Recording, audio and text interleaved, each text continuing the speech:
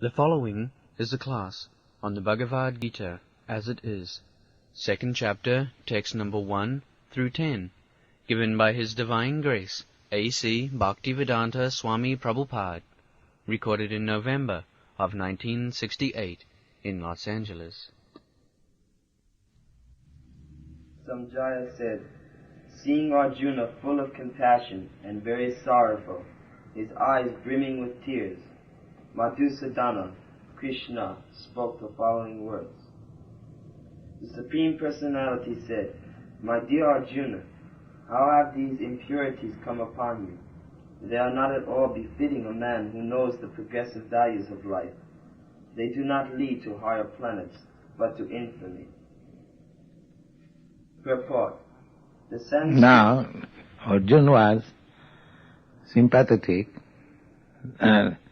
with his brothers and relatives, and he was practically crying with tears in his eyes.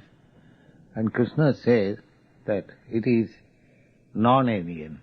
It is not befitting for an Aryan. Yes, he was so compassionate, but still it is not approved by Krishna.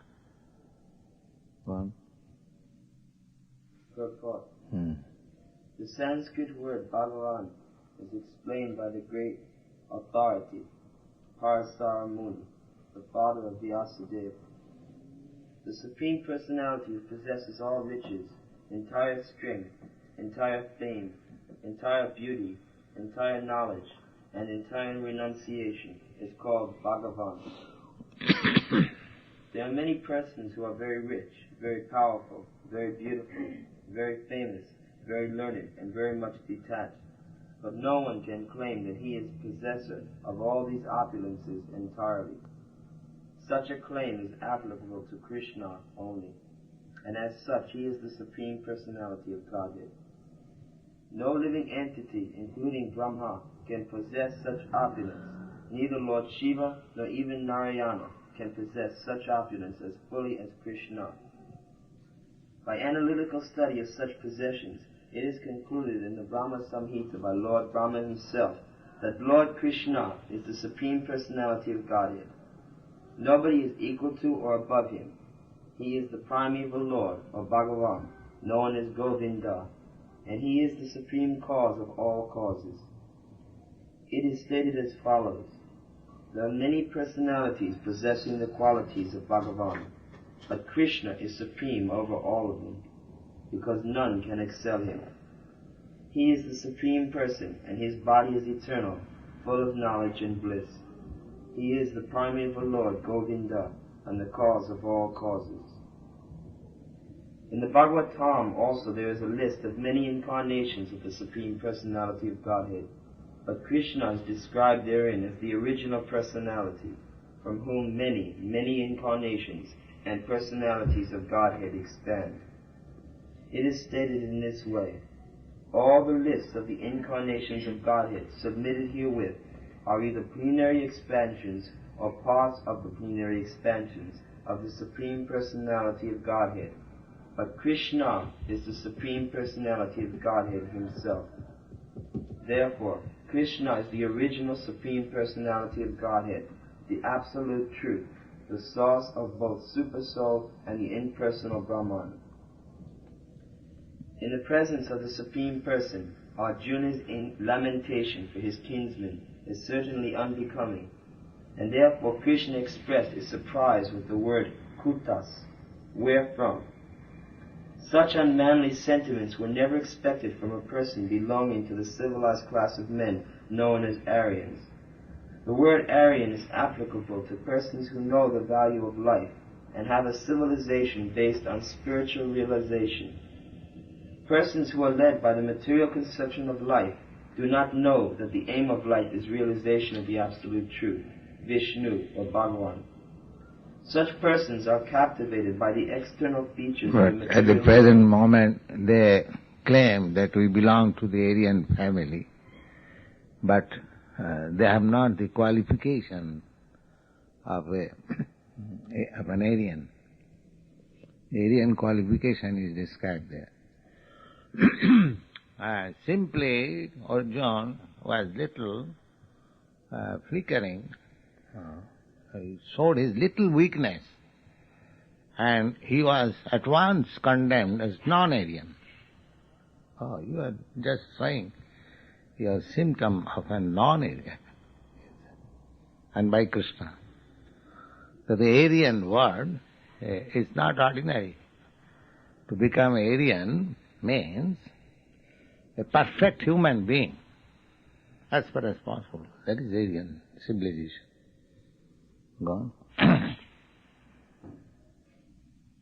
Such persons are captivated by the external features of the material world, and therefore they do not know what liberation is. Persons who have no knowledge of liberation from material bondage are called non-Aryans. Arjuna was trying to deviate from his prescribed duties, declining to fight, although he was a kshatriya or warrior. This act of cowardice is described as befitting the non-Aryans. Such deviation from duty does not help one in the progress of spiritual life, nor does it even give one the opportunity of becoming famous in this world. Lord Krishna did not approve of the so-called compassion of Arjuna for his kinsman. So-called compassion. He was thinking that by showing that compassion, he will be, eulogized by Krishna. But Krishna condemned it. Yes. Just the opposite. In other words, Krishna is very strict also. That is the qualification of Krishna and his associates. Vajradapi kathor and kusumadapi kamal. Softer than the flower and harder than the thunderbolt. Two sides. When Krishna is strict, he is harder than the thunderbolt. And when he is softer than the flower. These two examples are given. Vajradapi kathor kusumadapi kamal. So, Krishna is not lenient to his friend or to his devotee. Because that leniency will not help him. Will not help him. Sometimes he appears to be very hard for the devotee, but he is not hard. Just like father sometimes becomes very strict. That is good. That will be proved how Krishna's hardness will prove his salvation. At the end, Arjuna will admit, by your mercy, my illusion is now over.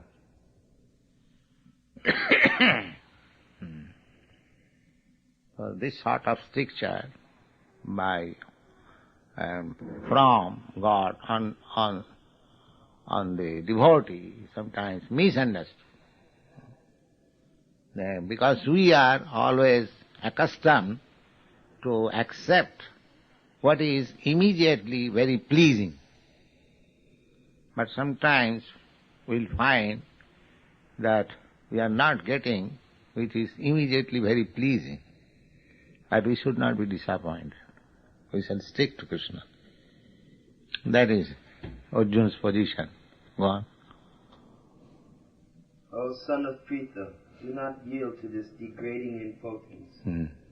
Degrading impotence. He doesn't want to see his devotee a coward and impotent. So, the so-called qualification, impotency, niggard, that is not qualification for devotee. He must be very, and everywhere, very expert and fit. Krishna wants to see.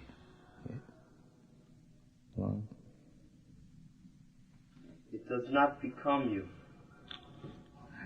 Give up such petty weakness of heart and arise, O chastiser of the enemy. Especially addressing chastiser of the enemy. There is no excuse. You must be chastiser. Not that because I have become Krishna conscious, I will be very humble. You must be humble, but in need, if there is need, you shall be thunderbolt. That is Krishna instructing. Arjuna said, O killer of Madhu, Krishna, how can I counterattack with arrows in battle personalities like Bhishma and Drona who are worthy of my worship? Of course, all explanations are not there. Here, these words, Krishna addressed Arjuna, a chastiser of enemies. And Arjuna addresses Krishna, Madhusudan, or the killer of the demon Madhu. Yes, you are addressing me as chastiser of enemy, but do you think my grandfather and my teacher, they are my enemies? You killed demon Madhu, therefore your name is Madhusudan. But you are asking me to kill my grandfather and teacher. That is the hint. It is all right that your name is Madhusudan, you killed one demon whose name was Madhu. But you are asking me Bhishma Sudan. Bhishma is my grandfather and Drona Sudan. Sudan means killer. So how can it be that? Now, that is the answer. It is better to live in this world by begging than to live at the cost of the lives of great souls who are my teachers. Even though they are avaricious, they are nonetheless superiors. If they are killed, then our spoils will be tainted with blood. This is another indication how superiors should be shown respect. Arjuna says, although they have become avaricious, still they are my superior. Avaricious, why? They have got full affection for me. My grandfather, Bhishma, has got full affection for me. And Dronacharya, I am his very dear student, so he has also my very good affection for me. But because Duryodhana has paid them, he has accepted their service. Paid, so avarice. Simply for money, in spite of so much affection and intimate relationship, they have accepted the service of Duryodhana, counting on money. So therefore they are avaricious. But in spite of their being avaricious, they are my respectful. This is respect. This is respect. That the respectful person who is my respectful, even there are some characteristics which does not command respect, still respect should be offered. This is respectful offering. Yes. Sometimes it may be. The example is given in the Bhagavad Gita, you'll find, Apiche suduracharo bhajati mamananna bha sadhuriva samantam.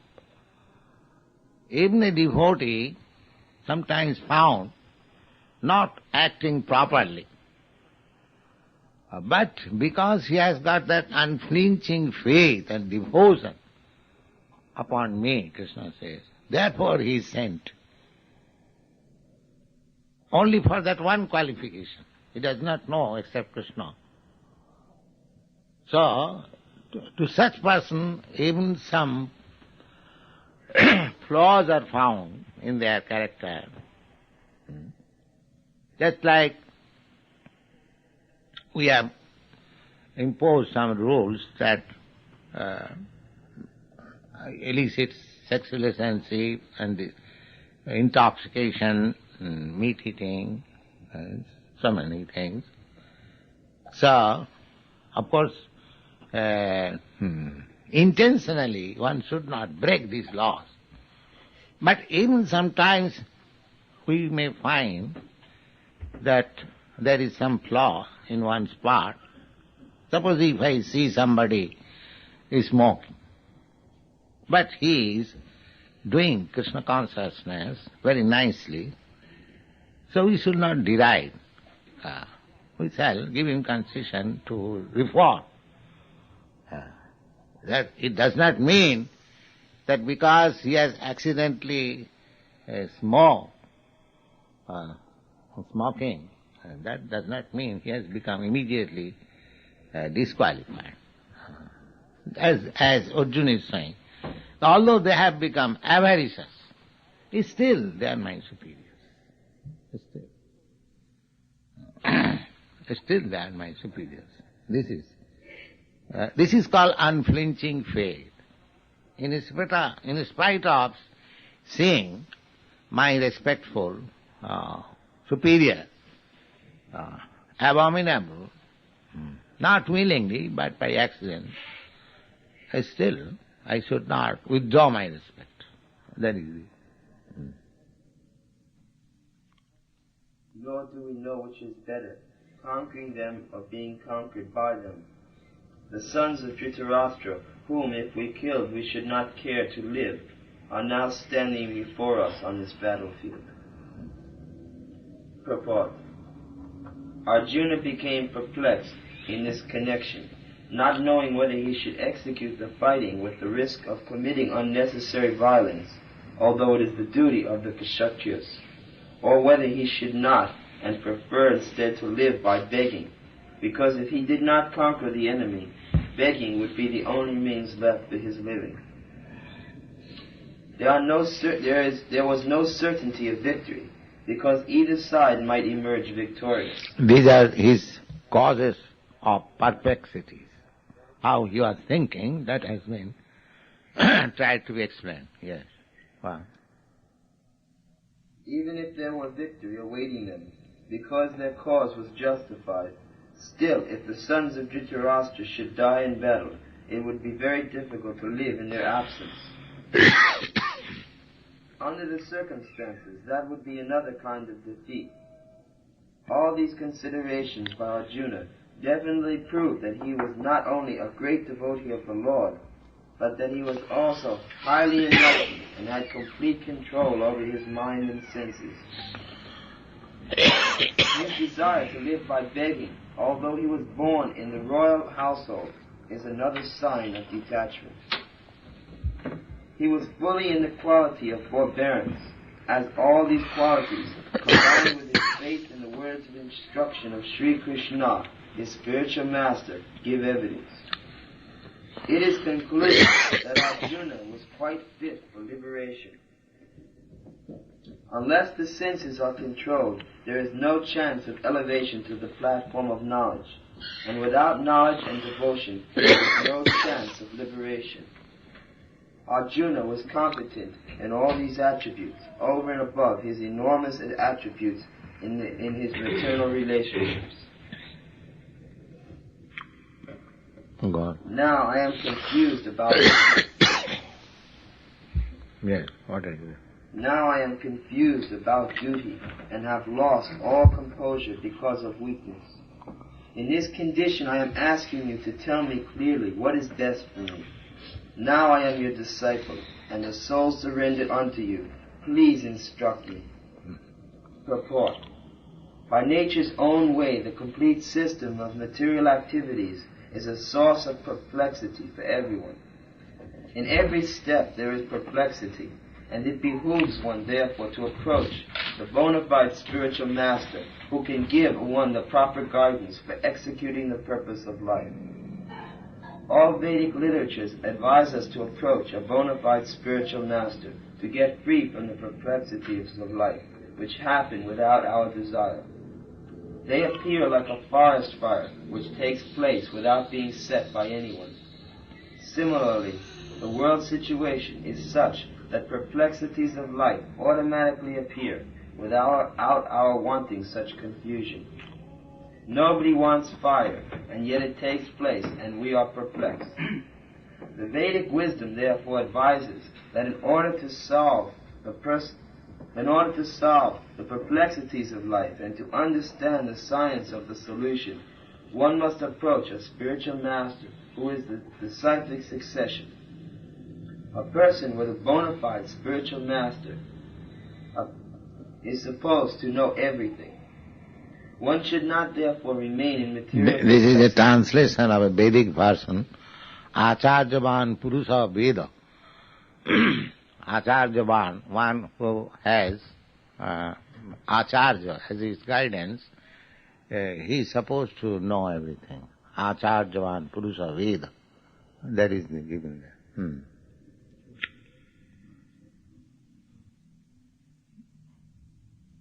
One should not therefore remain in material perplexities, but should approach such a teacher. This is the purport of this verse. Who is the man in material perplexities? It is he who does not understand the problems of life. In the Garga Upanishad, this is described as follows. He is a miserly man who does not solve the problems of life as a human, and who thus quits this world like the cats and dogs, without understanding the science of self-realization. He is called a miserly man. This human form of life is the most valuable asset for the living entity, who can utilize it for solving the problems of life. Therefore, one who does not utilize this opportunity is a miser. As a miser does not properly use his asset. Suppose you have got $1 million, you keep it only, you do not use it properly, or you spoil it, then you are called miser. But if you utilize it properly and gain out of it, then you are intelligent. Similarly, Garga Upanishad says, the Garga makes distinction, two classes. One class of men, he says, Kripana. Kripana means miser. And another class of men, he says, Brahmana, Brahmins. So he classifies, Etad viditya japrayati sa Brahmana. This self-realization process, we shall die, it is sure. Every one of us will die. But we should not die like cats and dogs. That is the difference. We may die, we must die. Nobody can escape death. But before death, we must know what is self and self-realization. They are Brahmins. Those who are trying to understand what he is, what is his relation with God, and how he should live, they are called Brahmins. And those who are living like cats and dogs, simply eating, sleeping, mating, and dying, so they are dying like cats and dogs. So, death is inevitable. That is also advised by Prahlad Maharaj in his instruction to his class fellows.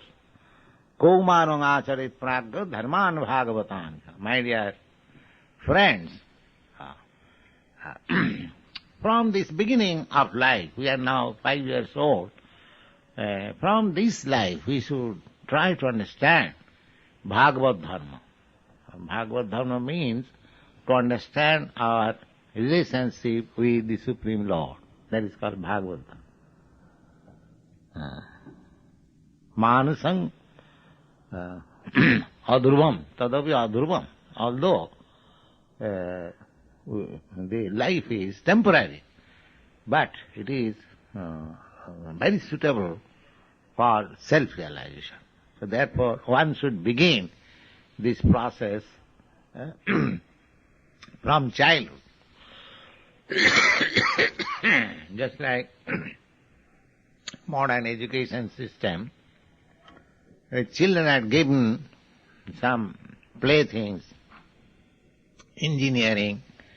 I've seen in your country especially, he is given railway line and so many things.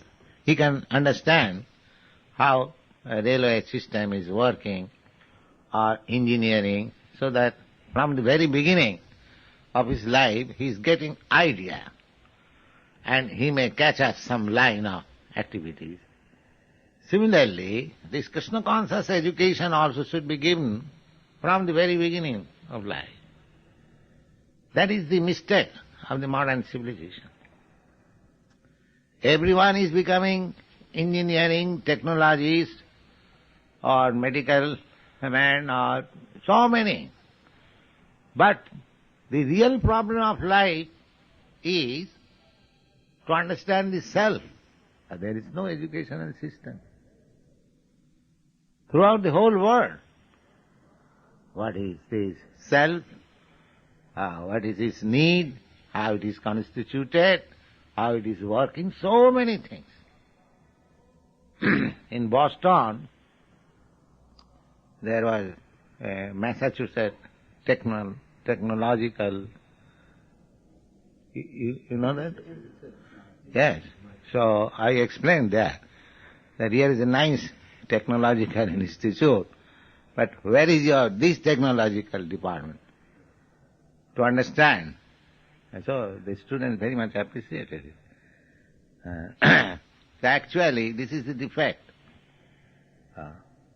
We know this will be the beginning of Bhagavad Gita, that there is something which minus this body is useless. But nobody is trying to understand what is that something. There is no technological institute to understand what is that something. Is it not defective? And still they are very much proud of advancement of education. The real thing is missing. You have got all departments for comforts of this body, for maintaining this body. But the thing which minus this body, the body is useless, what about that thing? That is Bhagavad Gita. That is Bhagavad Gita. Bhagavad Gita is teaching that technology. You should try to understand this. Bhagavad Gita is not technology for the external body. Bhagavad Gita is the technology of the Dehi, which is within the body, which is moving the body, which is keeping the body fit. This body is fit, very nice, very beautiful, very attractive. How long? So long the spirit soul is there. As soon as the spirit soul is off, immediately it begins to decompose. There may be a nice, beautiful young girl. Everyone is hankering after her. But as soon as the spirit soul is gone, nobody will like to accept. Immediately it becomes useless. So nobody is very serious. What is that thing? That is Bhagavad Gita. Yes. Is that with ages then? If the spirit soul is leaving the body, you become older? No, spirit soul is not old. The body is changing. That is the process. That will be explained.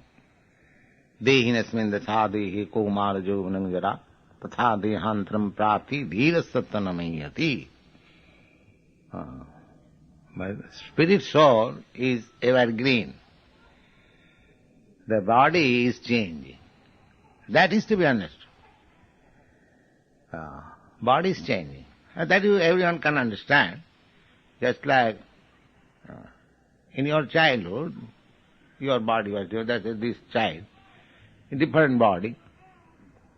And when that child will be younger, that will be different body. But the spirit soul is there, in this body and that body. So this is the proof that spirit soul does not change, the body change. This is the proof. I am thinking of my childhood. That means I am the same I, which I was existing in my childhood. And I remember in my childhood I was doing this, I am doing that. But the childhood body is no longer. That is gone. Therefore, it is conclusion that my body has changed, but I am the same. Is it not? This is simple truth. So this body will change, still I shall remain. I may enter into another body. That doesn't matter. But I shall remain. Tatha dehantaram prapti dhira sattanamaya. As I am changing my body, even in the present circumstance, similarly, the ultimate change does not mean I am dead. I enter into another. That also explains. Vasangsi chinnani jata. Just I change. Just like when I was not sannyasi, I was dressing like any gentleman. Now I have changed my dress. That does not mean that I have died. No, I have changed my body. That's all. I have changed my dress.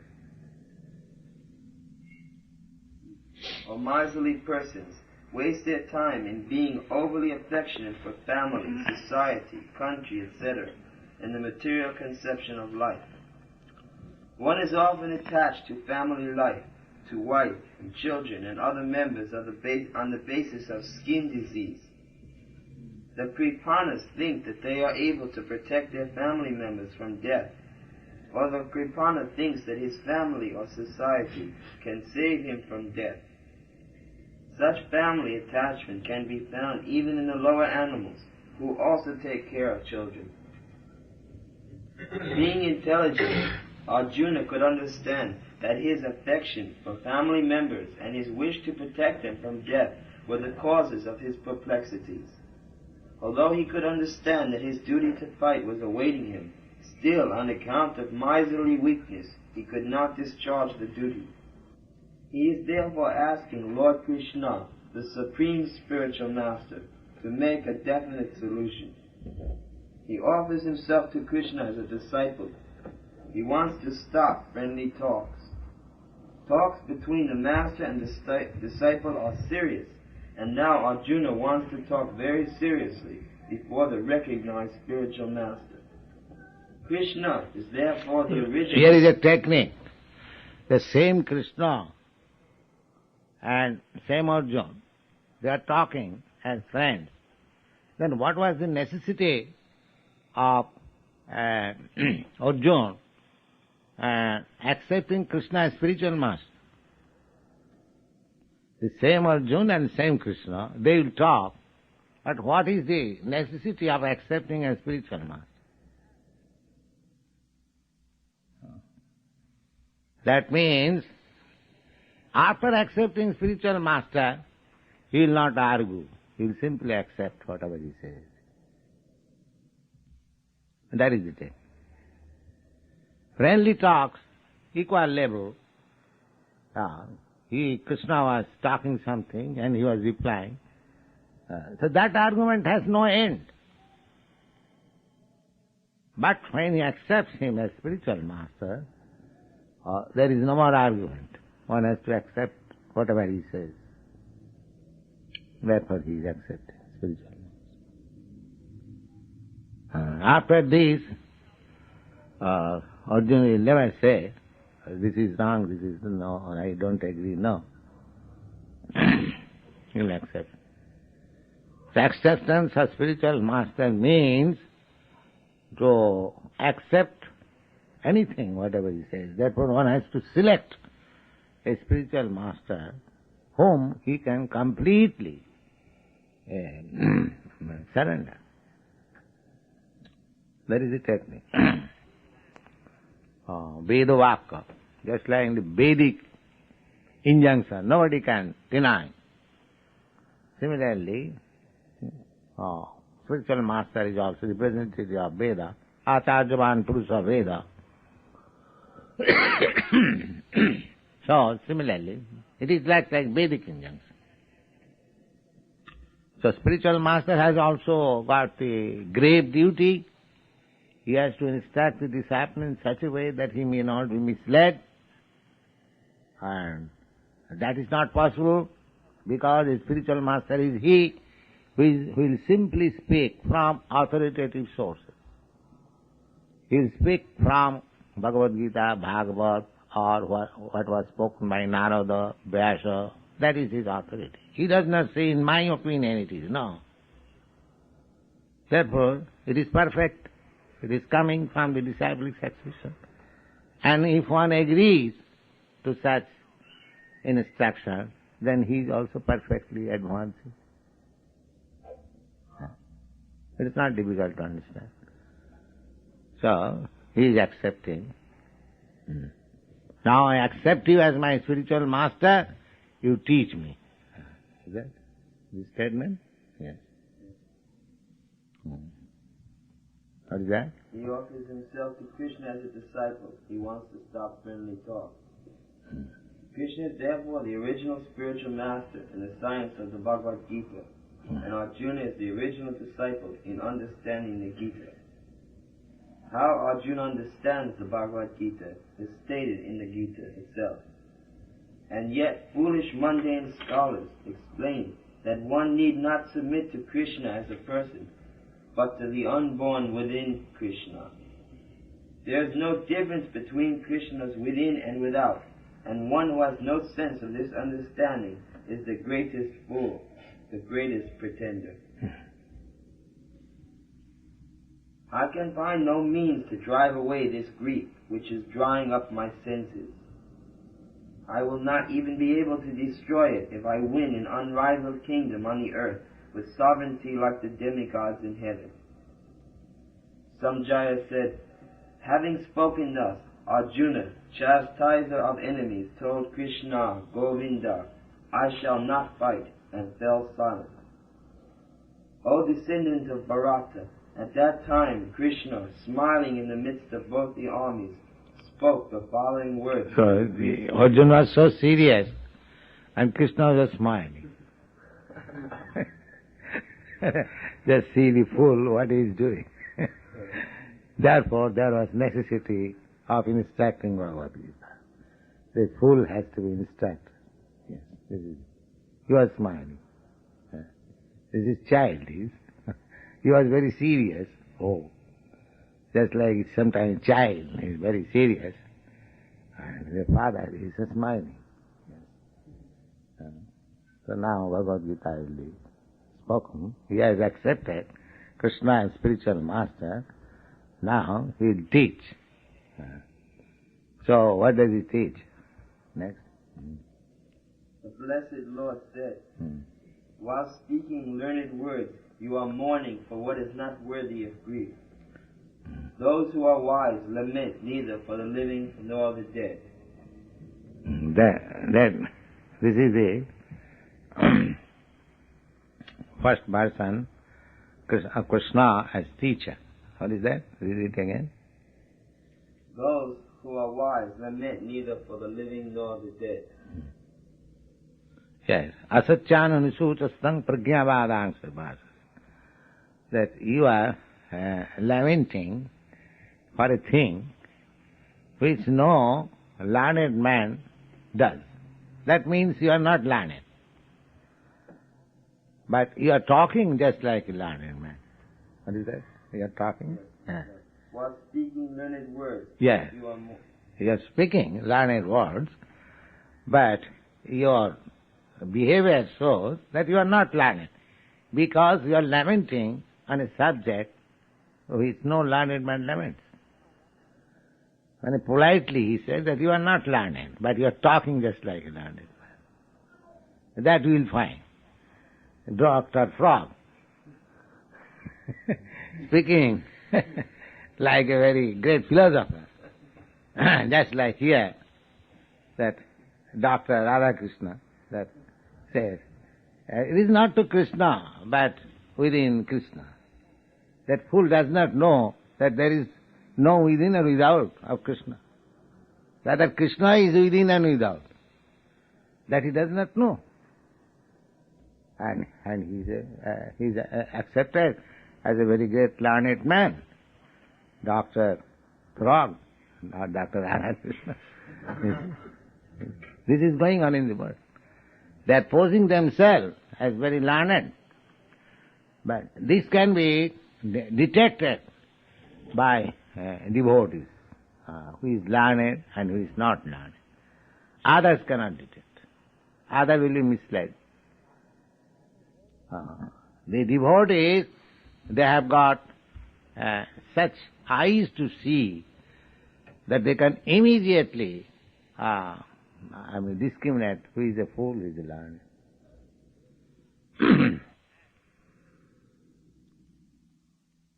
So, it is not necessarily that one has to become pure devotee immediately.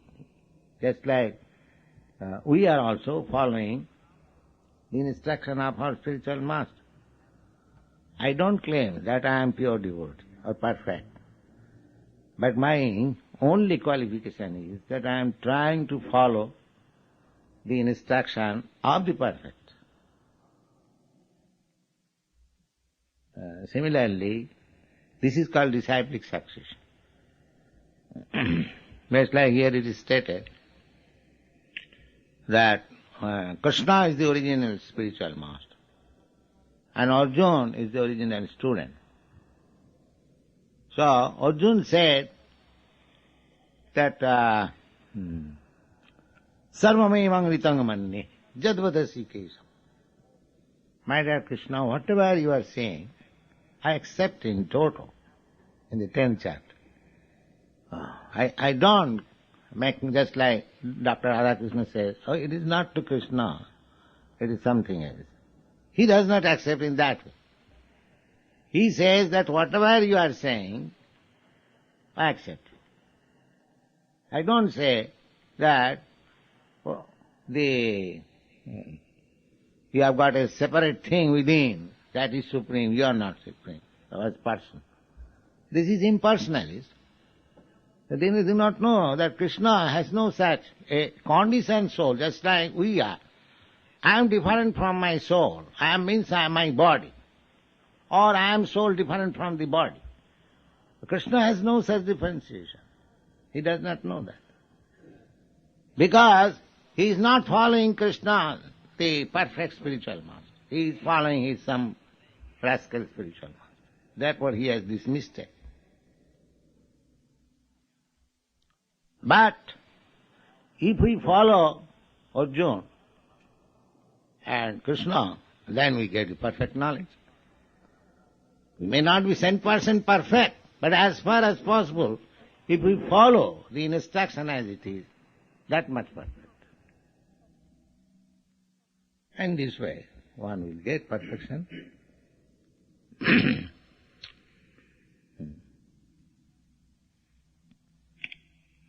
So, one has to follow the same example, try to understand that a perfect expert technologist or technician or mechanic is working and somebody is working under his instruction. So this somebody, because he is strictly working under the instruction of the expert, he is also expert. He may not be 100% expert, but his work is expert. Is that clear? Because he is working under the expert. Do you follow?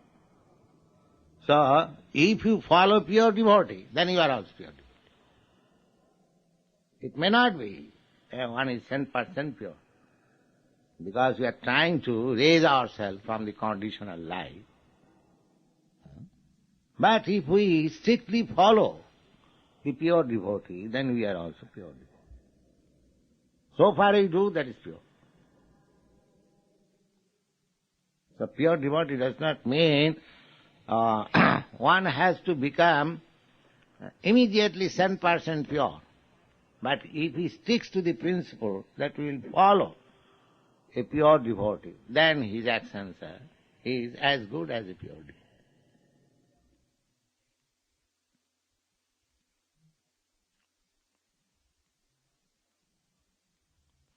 That is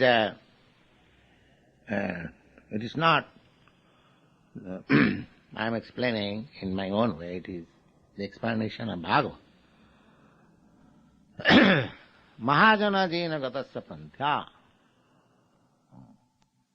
We have to follow the footprints of pure devotees. It is said that tarko apratishya. If you want to become pure by your arguments and logic, that is not possible. I may be defeated by another strong man who is stronger in argument than me. So this is not the way of becoming purified. Tarka, simply arguing. Tarko apratishya. Sutayo bibhinya. Sutayo, scriptures. Suppose somebody sticks to the scriptures. The scriptures, there are different types of scripture. So, they are bibhinna. Bibhinna means different types. So how we can become purified even by following the scriptures? Tarko apratishtas sutayo bibhinya. Naso munijjasa matangana vinna. Muni means thoughtful, philosopher.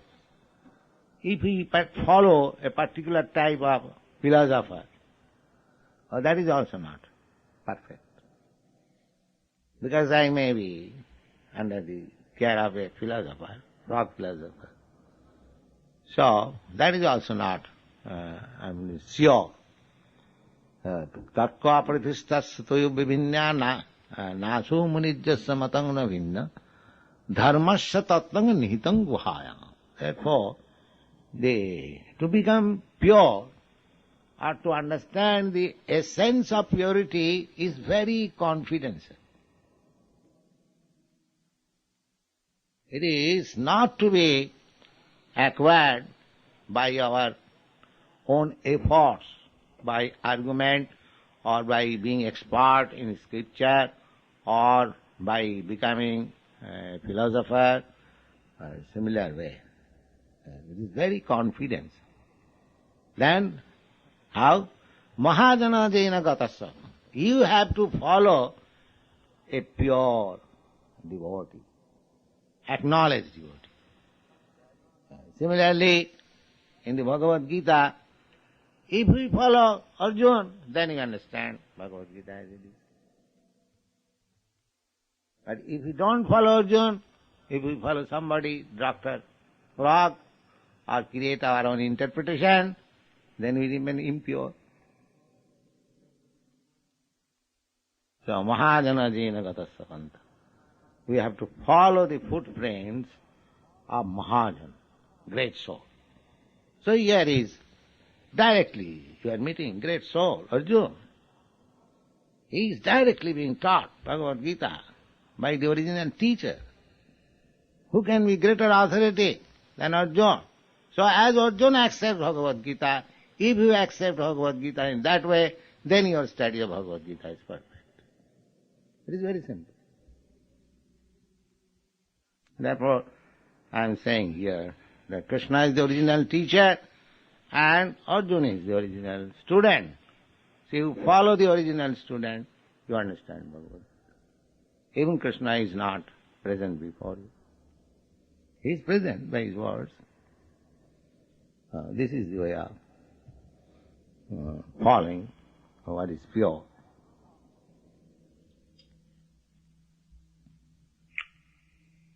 Yes. Can Krishna give us the ability to someday remember every word that you're saying to us now? Because I myself, I forget so much. And I want to hear just how you were talking and I can't. What is that? I don't follow.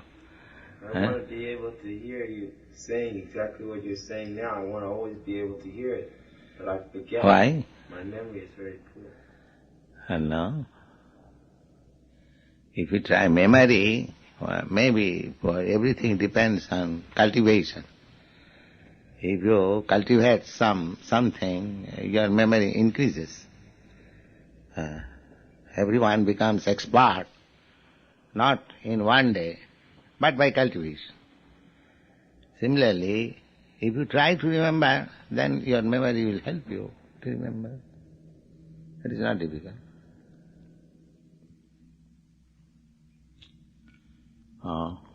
That is stated in the Bhagavad Gita, that we have to try to remember Krishna. He is so beautiful, his instructions are so nice. If you simply remember Krishna, that was the perfection approved by Lord Chaitanya. I think I have narrated this story. When Lord Chaitanya was traveling in South India, in a big temple, Ranganath temple, he went to see the deity, and he saw one Brahmin was reading Bhagavad Gita. And people were joking him, Mr. Brahmin, how you are reading Bhagavad Gita? Because they were their neighbors, they knew that this Brahmin was illiterate, and he was studying Bhagavad Gita. So they were joking. But the Brahmin did not care them. He was taking the book, and in his own way he was reading. Chaitanya Mahaprabhu saw this incident. He came to the Brahmin. So he asked the Brahmin, "My dear Brahmin, what you are reading?" So he could understand this person is not joking with me, he is serious. So he explained, "My dear sir, I am reading Bhagavad Gita. Unfortunately, I am illiterate. I do not know even the alphabets." Why you are reading Bhagavad Gita? So he said that my spiritual master knows that I am illiterate, but still he has asked me to read Bhagavad Gita. What can I do? Therefore I have taken this book and seen simply. I do not know how to read. Oh, that's all right, you cannot read, but I see that you are crying. How you are crying if you are not reading? Yes, I am crying, of course. There is cause. What is that? Now, as soon as I take this Bhagavad Gita, I remember Krishna. Krishna is sitting as driver, and Arjuna is hearing. I have heard this story. I know something of the instruction, but cannot read. So as soon as I take this book, this picture comes before me, and I simply think, oh, how Krishna is nice.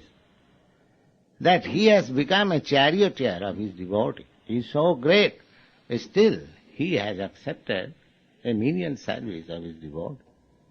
This gives me so much pleasure that I cry. Chaitanya Mahaprabhu embraced him. Your Bhagavad Gita reading is perfect.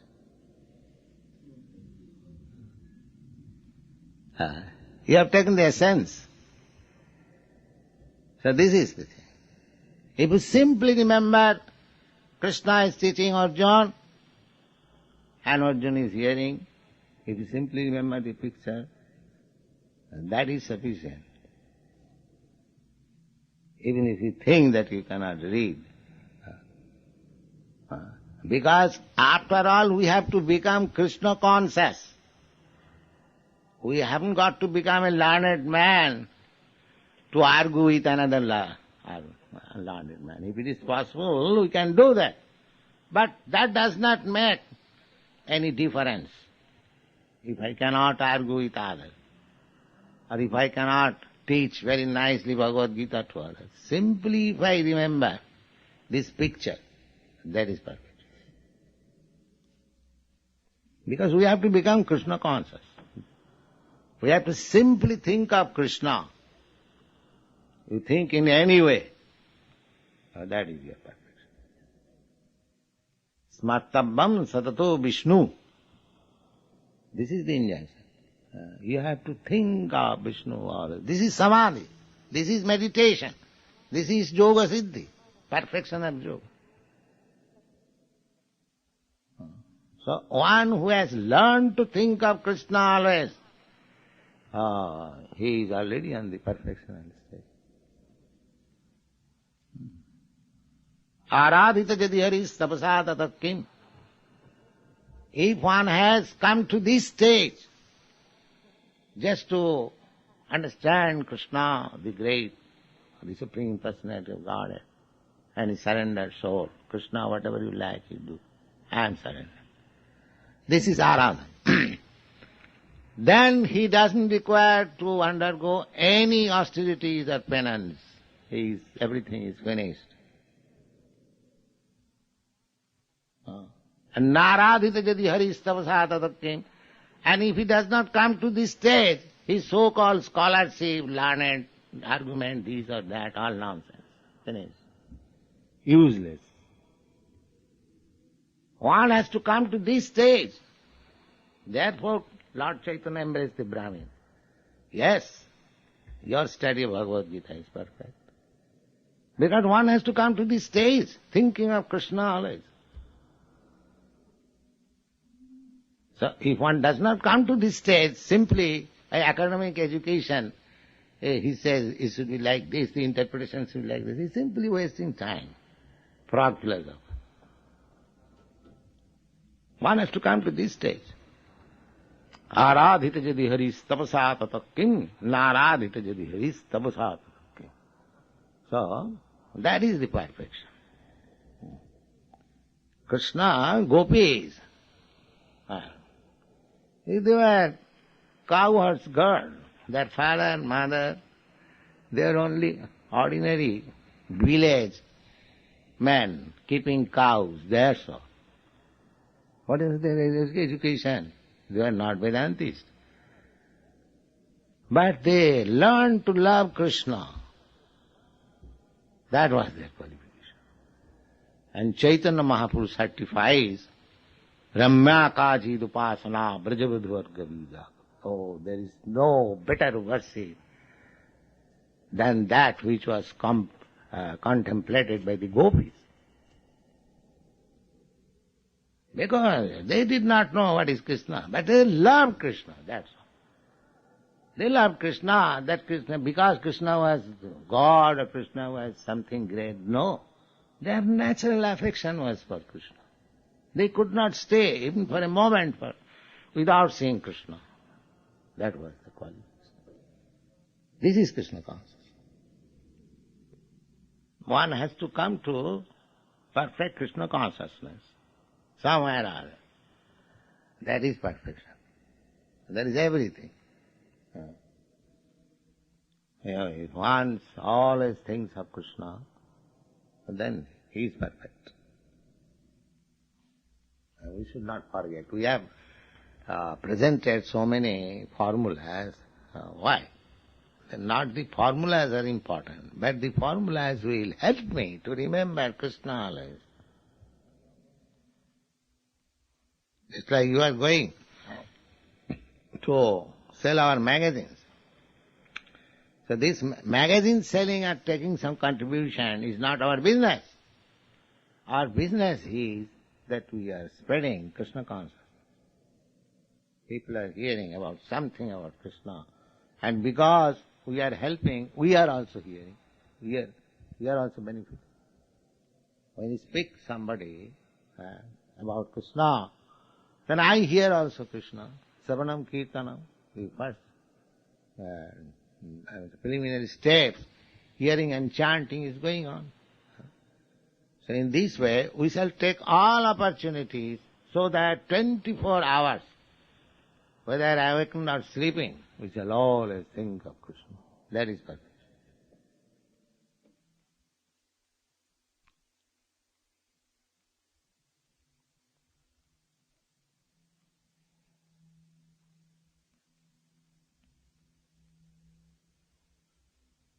This chanting means always remembering Krishna, Hare Krishna, Hare Krishna, Krishna Krishna, Hare Ram, Hare Ram. Cooking, I am cooking for Krishna. I am typing for Krishna. I am going to preach for Krishna. I am distributing back to God for Krishna. In this way, always remember Krishna, that's all.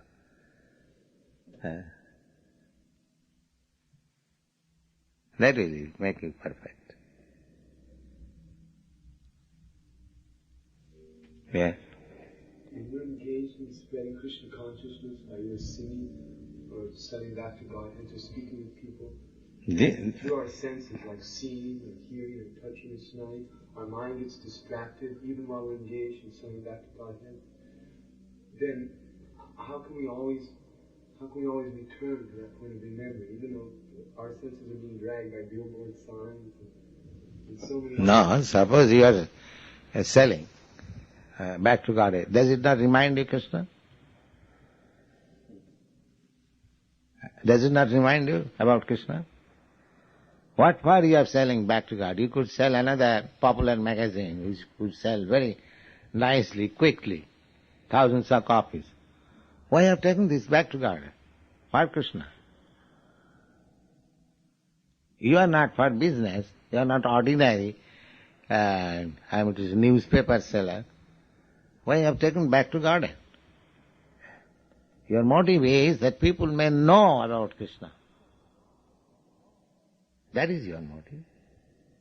If magazine selling is your business, you can take any other sense gratification magazine, there are so many, and you can sell, you can make some profit. So, we have to mold our life in such a way that we shall always remember Krishna.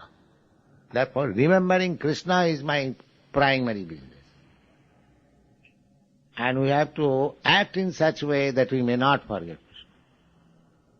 That should be the principle. That is the secret.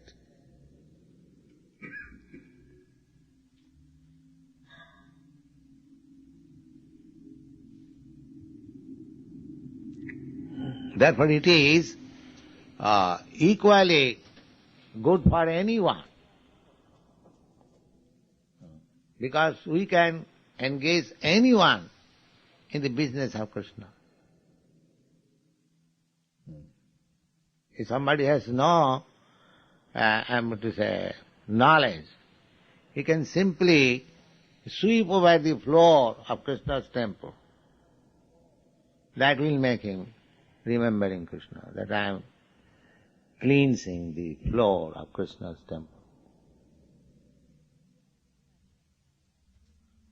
He is as good as the editor of Bhagavad.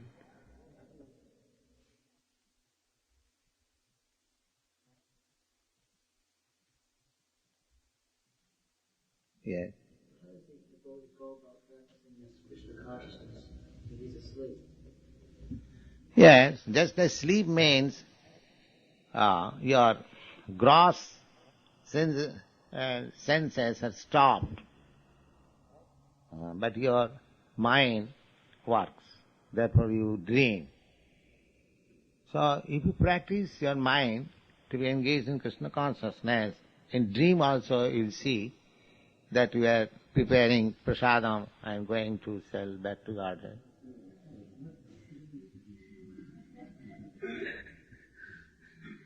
That's all.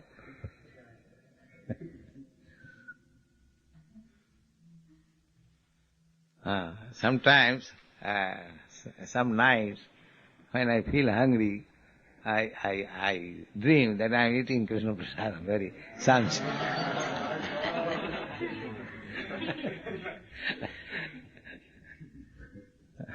Somebody is supplying me nice paratha and I am eating. Oh. But being hungry, my hunger is not satisfied. I am eating it till the dream is end. So, if you practice, this is the technique. We have to practice in this way that when all functions of this body will be stopped at the time of death, we shall remember somewhere or other Krishna, then success. Immediately success. That is the technique.